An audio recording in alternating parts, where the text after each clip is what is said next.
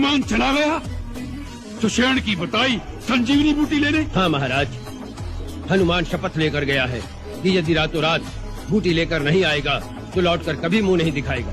तो समझ लीजिए हनुमान का पंथ कट गया। अब वो चमगादड़ की तरह कहीं खो में मुंह छुपाकर बैठ जाएगा। युवराज, ऐसा न कहें।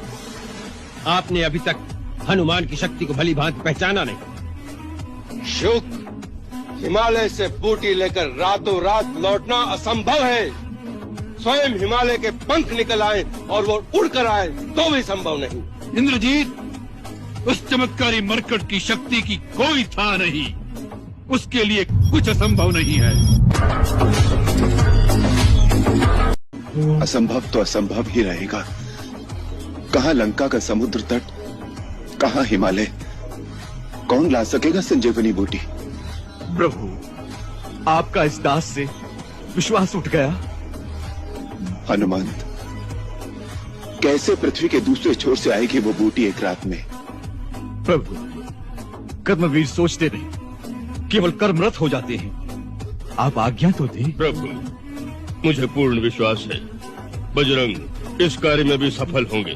प्रभात की पहली किरण से पूर्व संजीवनी लेकर यदि नहीं लौट सका तो फिर अपना ये मुख आपको कभी नहीं दिखाऊंगा अयोध्यानाथ।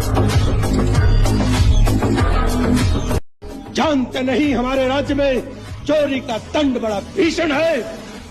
मैं तो समझा था जिस नगरी का राजा स्वयं चोर, उस नगरी में चोरी करने पर दंड नहीं पारितोषिक मिलेगा। यदि इस राज्य में चोर को दंड दिया जाता है तो पहला दंड तुम्हारे पिता को मिलना चाहिए, जो चोरी से एक अबला स्त्री को उठा लाया है। इस भेद को कोई नहीं जानता, स्वयं अंजनी कुमार भी भूले हुए। क्या भूल गए? अपना अथाह अलौकिक अपार बल, दैवी शक्ति तुम्हारे भौतिक माता पिता केसरी और अंजना अवश्य है, परंतु तुम कैलाशनाथ भगवान शंकर के 11वें रुद्र हो। वायु का तीव्र वेग तुम्हारे अंग अंग में समाया है। हे केसरी नंदन, इसी कारण संसार तुम्हें शंकर सुवन और पवन पुत्र कहकर पुकारता है।